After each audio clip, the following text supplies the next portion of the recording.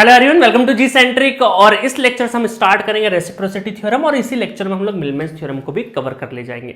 इसका स्टेटमेंट वगैरह सब कुछ मैं फुल कोर्सेस में लिखवा चुका हूँ। बहुत सारी नॉन गेट एग्जामिनेशन जो होती है ना, उसमें पूछते हैं कि रेसिप्रोसिटी थ्योरम कहाँ कहाँ अप्लीकेबल है। तो आपको क्या ध्यान रखना है, कई बार लीनियर, बायलेटरल और पैसिव, ये तीनों याद रखना पड़ता है कि अप्लीकेबल किसके लिए, लीनियर, बायलेटरल, पैसिव नेटवर्क। अब तीनों याद नहीं रहे तो उसके लिए एक सिंबल बता देता हूं मैं आपको, ये लाइन। ऐसे याद है आपको, बेसिक नेटवर्क थ्योरी में हमने ये ग्राफ दिया था और मैं बोला था इसमें कि वोल्टेज और करंट का ग्राफ है और बताइए ये पैसिव है या एक्टिव है। तो है ना, इसमें हम लोग पूरा का पूरा नेगेटिव स्लोप है तो इसका मतलब पॉजिटिव स्लोप है, एक्टिव पैसिव देखते थे। दोनों साइड में सेम है तो बायलेटरल है, ठीक है। ओरिजिन से पास हो रही स्ट्रेट लाइन है तो लीनियर है। और ये अगर आपका जो नेगेटिव स्लोप है इसका मतलब क्या है, आपका पैसिव नेटवर्क है। तो ये इस तरीके से ये डायग्राम याद रखना है, इससे आपको पता चल जाएगा लीनियर, बायलेटरल और पैसिव नेटवर्क, है ना शॉर्टकट। तो ये आपको ध्यान में रखना है। दूसरा चीज है, थ्योरम क्या बोलती है, यह आपका जो सोर्स और रिस्पॉन्स है, ये हम ये बोल सकते हैं कि यहाँ पे इनपुट और ये है आउटपुट। तो इनपुट वोल्टेज V1 और आउटपुट वोल्टेज है आपका I2, ठीक है।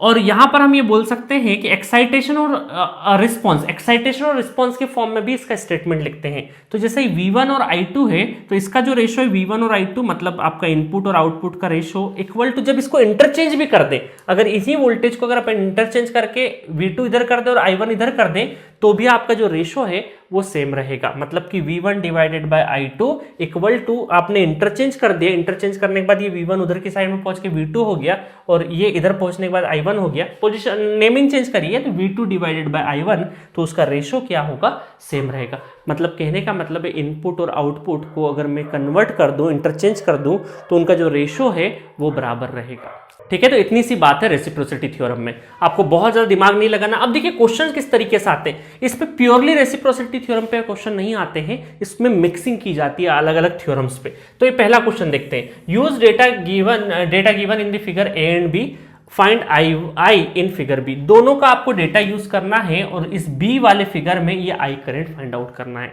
तो अब देखिए नेटवर्क आपका जो रजिस्टिव नेटवर्क है, रजिस्टिव नेटवर्क आपका पूरा पूरा बायलेटरल, पैसिव और सब कुछ रहता है, लीनियर भी रहता है। अब इसमें इधर 10 वोल्ट है, उधर 2 एम्पेयर है। अब चेंज कर दिया, सोर्स चेंज हो गया, इधर 20 वोल्ट हो गया और अब आपको ये करंट फाइंड आउट करना है।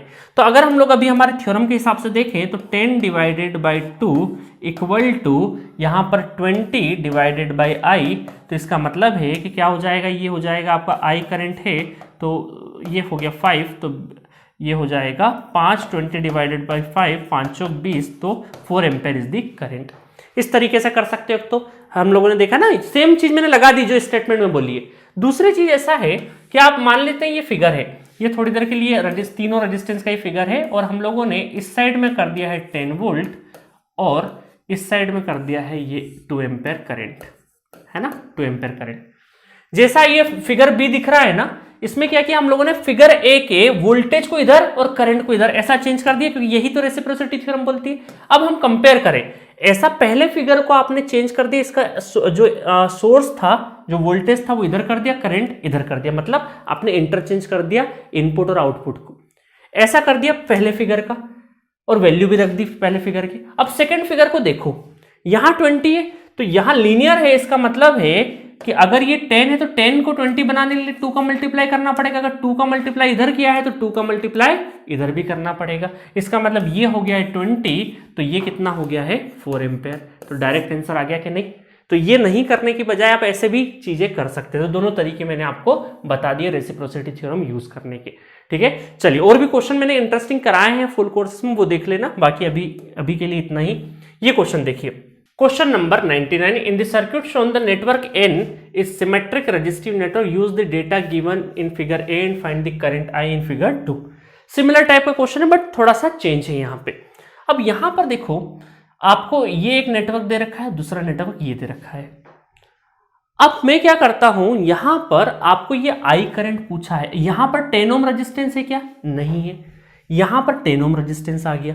तो थोड़ी देर के लिए काम करते 10 ओम को हटा देते हैं और यहाँ शॉर्ट सर्किट फिगर ए में क्या दिख रहा है हमें, शॉर्ट सर्किट ब्रांच दिख रहा है। तो इस 10 ओम को हटा के क्यों ना नॉर्टन्स बना ले, क्योंकि यहाँ शॉर्ट सर्किट टाइप का नजर आ रहा है। तो इस वाले फिगर बी को मैं नॉर्टन्स इक्विवेलेंट बना सकता हूँ, क्योंकि नॉर्टन्स इक्विवेलेंट बना लिया अगर मैंने, थोड़ी देर के लिए नॉर्टन्स इक्विवेलेंट बना लिया, तो ये ISC अगर मैंने करंट फाइंड आउट कर लिया और इस पूरे नेटवर्क को मैंने RN के फॉर्म में करके वापस ये मैं क्या करूंगा, 10 ओम को वापस से कनेक्ट कर दूंगा, 10 ओम को कनेक्ट कर दूंगा और ये करंट फाइंड आउट कर सकता हूं मैं, बिल्कुल कर सकते हैं।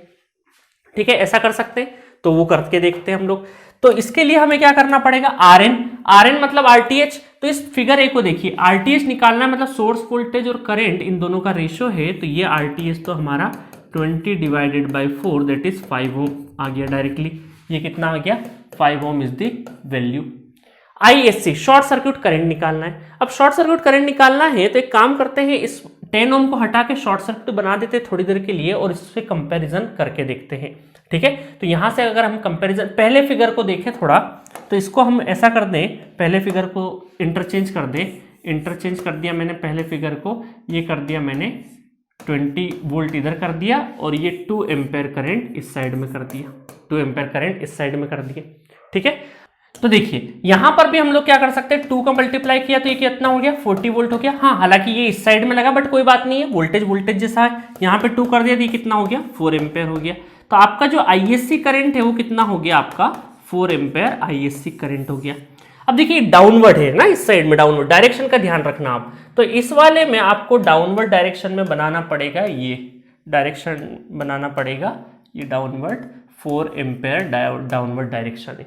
ठीक है, तो हमने ISC फाइंड आउट कर लिया और RTH फाइंड आउट कर लिया। अब इस 10 ओम को वापस से हम लोगों को कनेक्ट कर देना है। वापस 10 ओम कनेक्ट कर दिया। अब देखिए यहाँ से 4 एम्पेयर जा रहा है और ये करंट हमें फाइंड आउट करना है। तो करंट डिवीजन रूल के हिसाब से देखें तो जिसमें फाइंड आउट नहीं करना वो ऊपर, और 5 + 10 इंटू टोटल कितना है, 4 है। तो 5 डिवाइडेड बाई 15 इंटू 4, 5 5 3 15 मतलब 4/3 इज द आंसर। तो 4/3 कहाँ नजर आ रहा है, 4/3 C is the correct answer for this question. ठीक है, साइन थोड़े बहुत इधर उधर हो गए, ऊपर नीचे हो गए तो माइनस भी आंसर आ सकता है, जो कि गलत होगा। आपका आंसर क्या है, 4/3 इज द करेक्ट आंसर। चलिए नेक्स्ट क्वेश्चन की तरफ बढ़ते हैं। क्वेश्चन है, consider the following circuits, A और B दे रखा है, तो current I in figure B। अब देखिए इस नेटवर्क को देखिए तो 5 वोल्ट की बैटरी है, 2 एम्पेयर करंट है और इधर 1 एम्पेयर करंट है, इधर रेजिस्टेंस नेटवर्क है। सेम यहां पर 2 बैटरी लगी, 10 वोल्ट की और 20 वोल्ट की। अब यहां पर दोनों बैटरी की वजह से करंट निकालना, मतलब कहीं ना कहीं हमें सुपरपोजिशन थ्योरम याद आ रही है कि यहां पर 2 सोर्सेस। तो हम एक काम करते हैं, रेसिप्रोसिटी का यूज करके एक एक सोर्स की वजह से करंट फाइंड आउट कर ले। कैसे फाइंड आउट कर लेंगे, थोड़ी देर के लिए इसको पूरे को R1 R2 R3 को एक नेटवर्क एज्यूम कर लेते हैं। नेटवर्क एज्यूम कर लिया मैंने, है ना, N नेटवर्क। और 5 वोल्ट की बैटरी को बदल के इधर कर दिया, 5 वोल्ट की बैटरी को बदल के इधर कर दिया और इधर करंट का डायरेक्शन जो डाउनवर्ड है तो डाउनवर्ड 1 एम्पेयर कर दिया। ठीक है, और हमें I1 का जो डायरेक्शन है, ये जो करंट है I is the collection of I1 और I2। तो अभी मैंने I1 एज्यूम कर लिया क्योंकि एक सोर्स की वजह से देख रहा हूं तो I1 है ना। तो यहां पर क्या हो जाएगा, यहां पर अब कंपेयर करिए इसको कंपेयर करेंगे तो यहां पे 20 वोल्ट, इस साइड में क्या है आपकी राइट हैंड साइड में 20 वोल्ट की बैटरी है बट पोलरिटी उल्टी है। तो यहां पर हम लोग क्या कर सकते हैं, -4 का मल्टीप्लाई कर देंगे तो ये -20 वोल्ट की बैटरी, मतलब पोलरिटी बदल गई। तो यहां पर -4 का मल्टीप्लाई कर देंगे तो ये कितना हो जाएगा, -4। और हमें तो उस अपोजिट डायरेक्शन में ही चाहिए, तो इसका मतलब माइनस की जगह हमें क्या मिलेगा, I1 = 4 एम्पेयर मिलेगा। ठीक है, तो ये प्लस माइनस में गड़बड़ मत करना है ना, क्योंकि हमें क्या चाहिए, देखिए ये -4 एम्पेयर डाउनवर्ड में आया बट हमें अपवर्ड वाला चाहिए तो हमने माइनस हटा दिया, तो अपवर्ड में प्लस लिख सकते हैं, ऐसा कर सकते हैं। चलिए नेक्स्ट देखते हैं। सिमिलरली अब इस सोर्स 20 वोल्ट की बैटरी की वजह से ये जो करंट की वैल्यू आ गई है हमारी I1, जिसको बोला हमने 4 एम्पेयर आ गया। अब हम लोग इस 10 वोल्ट की वजह से देखते हैं, तो 10 वोल्ट की वजह से देखें अगर हम लोग, तो यहां पर क्या आ जाएगा, इसी 5 को हम लोग क्या करते हैं, अब देखिए पोलरिटी उल्टा है तो -2 का मल्टीप्लाई कर दे तो कितना हो जाएगा, -10 वोल्ट हो गया, है ना। ये पोलरिटी बदल, माइनस से ये पोलरिटी बदल जाएगी जो कि ऐसी दिखेगी और 10 उसकी वैल्यू है। अब 2 का मल्टीप्लाई हमें यहां पर भी करना है, तो 2 का मल्टीप्लाई यहाँ पे डायरेक्शन देखिए वही डायरेक्शन है जो कि हमें चाहिए, तो इसको हम बोल देंगे 4 एम्पेयर, जो कि आपका I2 करंट कहलाएगा, है ना। इसको हम क्या बोल सकते हैं, I2 करंट बोल सकते हैं, दैट इज अवर I2। तो I2 करंट कितना हो गया, -4 एम्पेयर। तो आई नेट करंट क्या होगा, सुपरपोजिशन के हिसाब से I1 प्लस I2, तो 4 - 4 = 0 एम्पेयर। 0 एम्पेयर है तो ए इज द करेक्ट आंसर। आपको बहुत सारे लोगों को थोड़ा डिफिकल्टी हो रहा होगा इस तरह के क्वेश्चंस करने में, बट ये थोड़ा सा कॉमन सेंस बेसिस क्वेश्चन है।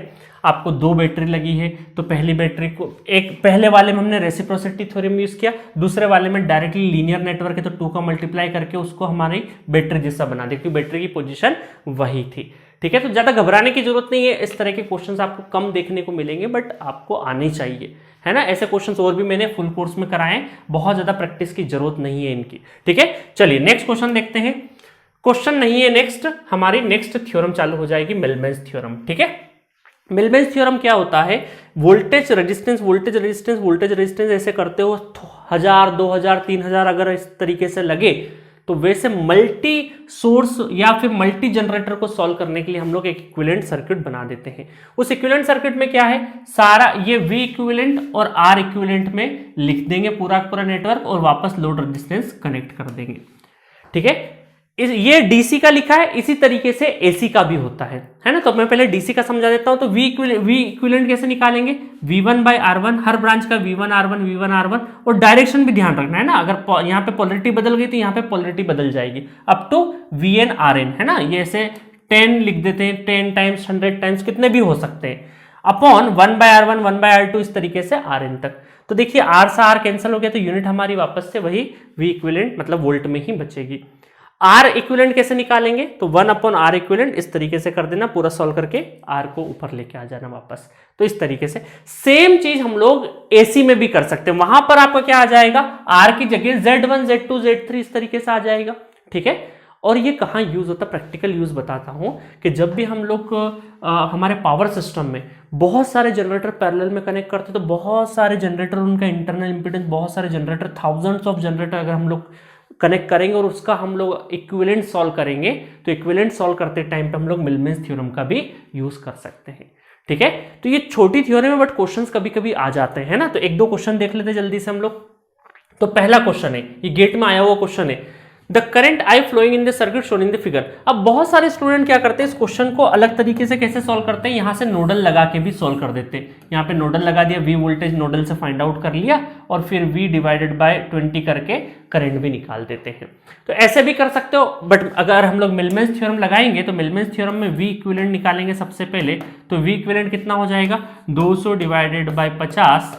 ठीक है, पहले मिलमेंस इक्विवेलेंट निकाल लिया, तो इक्विवेलेंट निकल जाएगा, तो ये हो जाएगा हमारा plus minus V equivalent, voltage का इक्विवेलेंट, रेजिस्टेंस इक्विवेलेंट, ये निकल गया।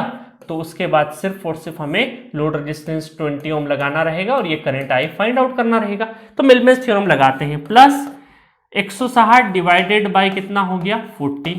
फिर देखिए वोल्टेज पोलरिटी उल्टी है, तो इसका मतलब -100 डिवाइडेड बाय 25, देन वापस 80 डिवाइडेड बाय 20, है ना। वोल्टेज पोलरिटी का ध्यान रखना, और upon 1 something, 1/50 plus 1/40 plus 1/25 plus 1/20, ये कर दिया हम लोगों ने। अब देखिएगा यहां पर ये 50 4 हो गया, ये 40 4 हो गया, 25 चौक 100 और 20 चौक 80, तो +4 +4 -4 -4 मतलब न्यूमरेटर 0 हो गया, मतलब V इक्विवेलेंट क्या हो गया, 0। और अगर वोल्टेज 0 ही हो गया तो करंट क्या हो जाएगा, 0 हो जाएगा। मिलमेंस थ्योरम का अगर यूज किया है आपने इस क्वेश्चन में, तो आप क्वेश्चन को बहुत जल्दी कर ले जाएंगे, और अगर नोडल यूज करेंगे तो बहुत देर बाद आपको रिजल्ट पता चलेगा। तो ये क्वेश्चन बनाया इसलिए था कि आप मिलमेंस से सॉल्व करें और बहुत ही क्विक आंसर लेके आ जाए। ठीक है, क्योंकि आपको न्यूमरेटर यही 0, नीचे का सॉल्व करने की जरूरत ही नहीं है। अब बहुत सारे स्टूडेंट नोडल लगा के, अब भी देखिएगा नोडल लगाओगे तो बहुत पेचीदा हो जाएगा, बहुत आपको डिटेल में सॉल्व करना पड़ेगा। तो that is the beauty of Millman's theorem, बहुत जल्दी हो जाएगा। तो इस तरह का पैटर्न दिखे तो आपको मिलमेंस याद रखना कैसे लगाना, क्योंकि स्टूडेंट क्या करते हैं, इन थ्योरम्स को इग्नोर कर देते हैं और आपको पता भी नहीं रहता कैसे सॉल्व करना है। ठीक है, चलिए नेक्स्ट क्वेश्चन, एक एसी के बेस्ड पे क्वेश्चन कर लेते हैं। फाइंड आई, ये आई करंट आपको फाइंड आउट करना है, 1 2 3 सोर्सेस गिवन है आपको, है ना। तो यहाँ पे V इक्विवेलेंट, तो V इक्विवेलेंट अगर फाइंड आउट करें तो ये कितना हो जाएगा आपका, 1/1 plus 1 angle 90 divided by J और plus 1 angle minus 90 divided by minus J divided by वापस से 1 प्लस 1 अपॉन जे प्लस 1 अपॉन माइनस जे। तो देखिए यहाँ पर दो तीन चीजें कैंसिल हो गई, 1 बाय जे और माइनस, एक प्लस का एक माइनस का कैंसिल हो गया। अच्छा ये 1 एंगल 90 प्लस 90 को हम जे ही लिखते हैं ना, और इसको माइनस को माइनस जे लिखते हैं, तो ये भी एक दूसरे से क्या हो गए, कैंसिल हो गए। तो कैंसिल होके ऊपर 1 प्लस 1 और माइनस माइनस प्लस तो 1 और नीचे 1, तो ये कितना हो गया, 3 वोल्ट हो गया, 3 वोल्ट हो गया। और अगर मैं 1 अपॉन जेड इक्विवेलेंट लिखूं तो जेड इक्विवेलेंट कितना हो जाएगा, ये नीचे का 1 अपॉन 1 बाय जे है ना, माइनस 1 बाय जे, तो ये कैंसिल हो गया। तो 1 बाय 1 उल्टा भी कर देंगे तो जेड इक्विवेलेंट कितना है, 1 ही रहेगा। तो इसका मतलब है कि ये आपका नेटवर्क सॉल्व होके ये आपका जेड बना देते हैं, काम करते हैं, और ये रेजिस्टेंस, तो ये हो गया आपका 3 वोल्ट एंगल 0, ये हो गया 1, और रेजिस्टेंस कितना है, 1 है, और ये करंट आई फाइंड आउट करना है, तो आई करंट कितना हो जाएगा, 3/2 है ना, वोल्टेज डिवाइडेड बाय 1 + 1 2, तो I equal to 3/2 is the correct answer. कितना बहुत आसान तरीके से लेके आ गए। अगर सेम क्वेश्चन को आप नोडल से सॉल्व करोगे, यहाँ पे वापस नोडल लगाओगे, वी लगाओगे, बहुत लंबी कहानी हो जाएगी। तो मिलमेंस से बहुत आसान हो सकता है। इस तरह के क्वेश्चन जब भी आपको दिखे तो आपको क्या लगाना है, मिलमेंस थ्योरम लगाना है। तो इस तरीके से हमारा नेटवर्क थ्योरी का क्रैश कोर्स का थ्योरम वाला पोर्शन पूरा का पूरा कंप्लीट होता है, और मुझे पूरी उम्मीद है आपने बहुत अच्छे से यूटिलाइज किया होगा। सारे क्वेश्चंस को बहुत अच्छे से आपको 2 से 3 बार करना है, ठीक है। बाकी थोड़ा सा डिटेल वर्जन में क्वेश्चंस वगैरह देखना है तो जीसेंट्रिक एप्लीकेशन पे भी फॉलो कर सकते हैं। मिलेंगे नेक्स्ट लेक्चर में हम लोग नेक्स्ट यूनिट के साथ, जिसका नाम है ट्रांजिएंट एनालिसिस, जो कि बहुत ज़्यादा इंपॉर्टेंट है और सबसे ज़्यादा क्वेश्चंस में डिफिकल्टी अगर आती है तो ट्रांजिएंट में आती है, और मैं आपका ट्रांजिएंट बहुत ही अच्छे तरीके से करवा दूंगा। बट शर्तें हैं ट्रांजिएंट का आपने मेरा थ्योरी पढ़ा हुआ हो। अगर वो थ्योरी पढ़ा हुआ होगा तो ही आप बहुत अच्छे से करोगे। तो जो स्टूडेंट भी मुझसे अगर नहीं पढ़े नेटवर्क थ्योरी, क्योंकि ट्रांजिएंट में, स्पेशली ट्रांजिएंट में क्या होता है, हर टीचर का एक तरीका अलग होता है। मेरा डिफरेंट है और किसी का भी डिफरेंट होगा। तो मेरे तरीके से अगर आप पढ़े होंगे तो ही आप क्वेश्चन सॉल्व करेंगे, अदरवाइज नहीं कर पाएंगे क्वेश्चन सॉल्व। तो जो लोग को भी थोड़ा सा लगता है कि ट्रांजिएंट में डिफिकल्टी, तो प्लीज 249 रुपीज़ में आपका अवेलेबल है जीसेंट्रिक एप्लीकेशन में नेटवर्क थ्योरी, उसको परचेस करके जल्दी से ट्रांजिएंट का थ्योरी खत्म कर दीजिए। क्योंकि मैं थ्योरी नहीं पढ़ाऊंगा, डायरेक्ट न्यूमेरिकल पे आऊंगा, है ना, शॉर्ट समरी बता दूंगा, उसके बाद सीधा न्यूमेरिकल पे आऊंगा। तो जो लोग नेटवर्क थ्योरी मुझसे नहीं पढ़े हैं तो प्लीज जाके ट्रांजिएंट का थ्योरेटिकल पोर्शन पहले कवर कर लीजिए एप्लीकेशन से, फिर आइए और फिर हम लोग क्रैश कोर्स में बहुत अच्छे क्वेश्चन करेंगे। तो मिलेंगे नेक्स्ट लेक्चर में। Thank you.